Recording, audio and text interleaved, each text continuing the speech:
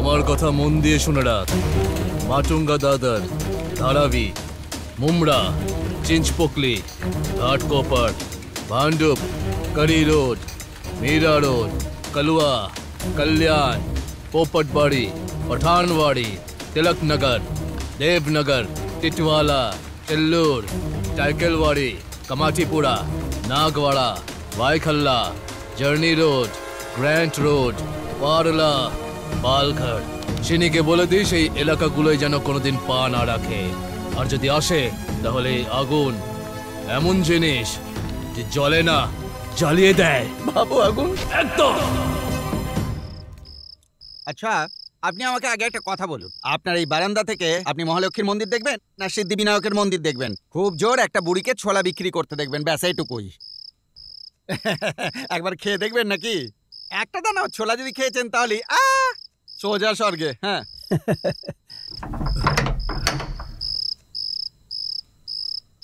আমি একটা সোনার খনি দেখতে পাচ্ছি। শোনো ভাই, আমার কাছে যতদূর খবর আছে তোমার ওই আগুন ভালো মানুষদের জন্য রাম আর খারাপ মানুষদের জন্য রাবণের মতো।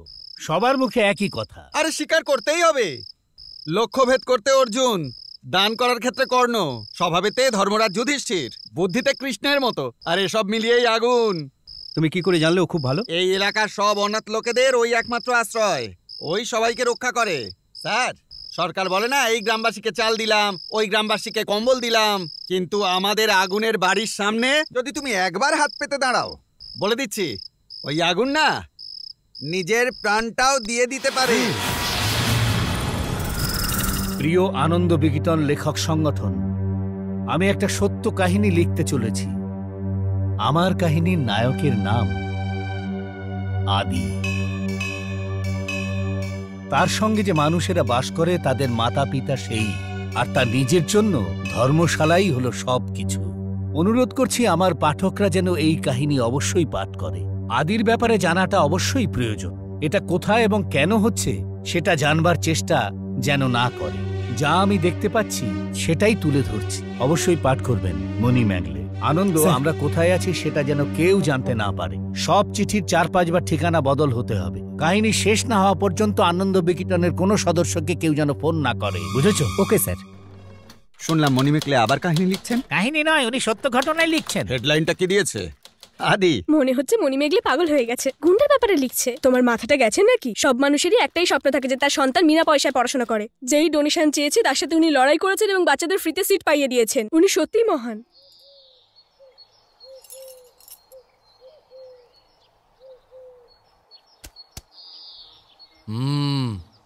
বলুন। আপনি যেটা ভাবছেন সেটা আদৌ নয়।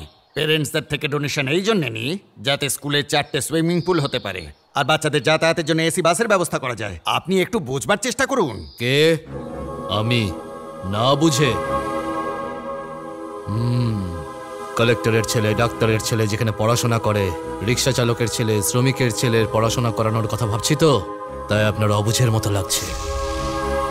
5-10 হাজার নেওয়ার পরিবর্তে আপনি 50,000, 1 লাখ পর্যন্ত নিচ্ছেন। সেই জন্য গরিব মানুষগুলো রাস্তায় চলে আসবে। এটা তো আপনার অবুঝের মতনই লাগবে। শুনে রাখুন, স্লেটে অ আ লেখার জন্য 50,000 কেন বলুন? তাহলে টাকা ছাড়া আমরা এত বড় স্কুল কি করে চালাই বলুন? চালাতে পারেন। 2টো সোনার দোকান, 4টে থিয়েটার, একটা শপিং কমপ্লেক্স। এই এলাকায় আপনারা অনেক টাকা কামিয়েছেন। এতটা যথেষ্ট। যত টাকা আছে তাতে গরিব বাচ্চাদের পড়ান। পড়াশোনার জন্য টাকা লাগলে আমি দেব, কিন্তু টাকা যদি পড়াশোনার কারণ হয় তাহলে আমি ছাড়বো না। দেখুন পড়াশোনার ট্রেন্ড চেঞ্জ হয়েছে। আপনি এই বিষয় নিয়ে কি ভাবছেন? কি ভাবছি? আগুন রেড করে ভাবে। R for revolution, E for education, D for development, এভাবেই ভাবি আমি। ইংরেজিতে আমি শুধুমাত্র এই 3টে শব্দই জানি। তা যাতে সব জায়গায় ছড়িয়ে পড়ে তার জন্য তপস্যা করছে সরস্বতী। ওনার তপস্যা যেন ব্যর্থ না হয়, আমাদের রাজ্য যেন পড়াশোনায় বিহার না হয়ে যায়, এটাই আমি ভাবি। কেরালা হওয়া উচিত। দারিদ্র্যের জন্য পড়াশোনা যেন থেমে না থাকে, ভিক্ষা করেও পড়াশোনা করা উচিত, এটাই আমি ভাবি। কিন্তু যারা পড়তে আসে তাদের ভিক্ষা চাওয়া উচিত, এটা আপনার চিন্তা। কাগজ বানানোর জন্য যদি রক্তও দিতে হয় তাহলে দেওয়া উচিত, এটাই আমি ভাবি। বই বাঁধানোর জন্য সুতোর বদলে যদি শিরাও দিতে হয় তাহলে দেওয়া উচিত, এটাই ভাবি আমি। আর এই চিন্তাই হলো এই আগুনের আদর্শ। তাহলে আপনার শেষ সিদ্ধান্তটা কি? আমি যেগুলো বললাম সেগুলো করতে বলছি। আর যদি না করি তাহলে? আগুন, ওর সাথে চ্যানেল 2-তে কথা বলো, সিট চাও, না হলে ওর শরীরের একটা অংশ চেয়ে নাও। জেলের পাথরে আঁকিবুকি কেটে পড়াশোনা চালানো উচিত, এটা আমি ভাবি। কিন্তু তোমাদের কথা শুনে মনে হচ্ছে এই পাঠশালার পাথর দিয়ে তোমাদের সমাধি বানাতে হবে, এটা এখন ভাবছি। তুমি কি গুন্ডামি করতে এসেছো? আমি মনে করি যে শিক্ষাদান করে তার পা ধুয়ে জল খাওয়া উচিত। আপনারা শিক্ষক, তাই এতক্ষণ ভালোভাবে কথা বলেছি, বুঝলেন? কিন্তু এই গরিবদের হয়ে ওকালতি করা তুমি কে? 100 কোটি জনতার মধ্যে একজন, এই রাজ্যের 10 কোটির মধ্যে প্রথম। আগুন আগুন সবাইকে একটু সময় দেয়। দেখো, এটা যতক্ষণ ঘুরছে তার মধ্যে সিদ্ধান্ত নিয়ে নাও।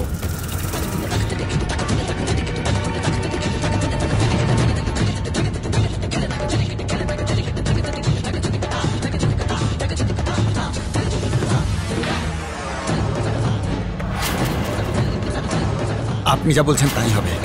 একদম।